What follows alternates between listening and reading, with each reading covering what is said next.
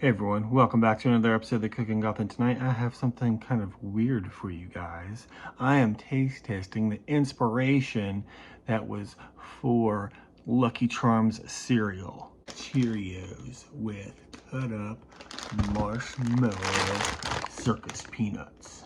The name of the guy who made Lucky Charms is John Holahan, I think that's how you pronounce it. I don't know. I'm sorry if I am messing it up. I guess General Mills told their food creators to take either Cheerios or Wheaties and come up with something special. So whenever John went to the grocery store, I guess maybe he came across some circus peanuts and decided to cut them up and put them in some Cheerios. We're going to eat them right now and see how they tasted. I know he used Brach's circus peanuts and I got Spangler, but I went and tried to get Brach's and I went to Target. I knew better than to look at Walmart because Walmart sells Spangler. I went to Walgreens.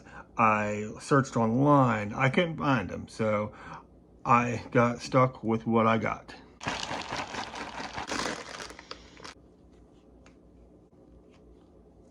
I don't know how many of these are going to cut up, but I'm definitely going to taste them.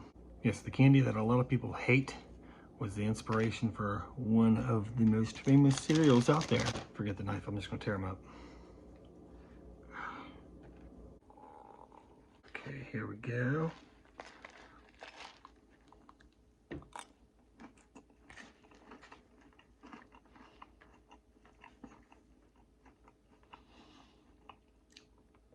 It's actually not bad.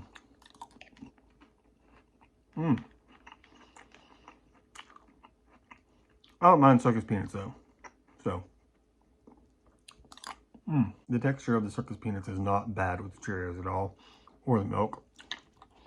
I can definitely see why this would inspire someone to make a cereal like Lucky Charms. So, if you guys are curious about this, try it, definitely. Not gonna lie, I'm probably not gonna finish this bowl.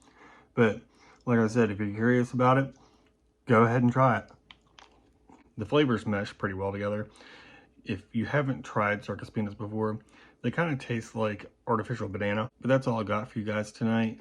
Do as I always say and just have fun with it. If you're going to try a new cereal with weird stuff in it, just have fun with it. If you're going to pilot helicopters and jets and stuff and go into aviation, just have fun with it.